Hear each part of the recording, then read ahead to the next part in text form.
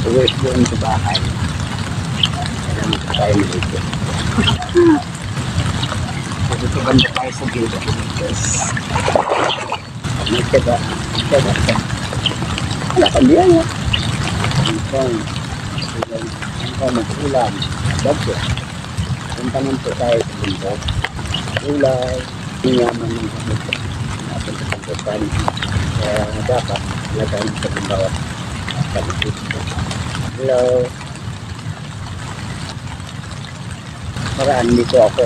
Hindi ko ngayon kakatuwa ng langit kasi wala. Kaya kasi yun. Kaya yun, hindi naman tayo na nakayan. Doon naman silang. Merit ko na lang ako. Hindi na ulan.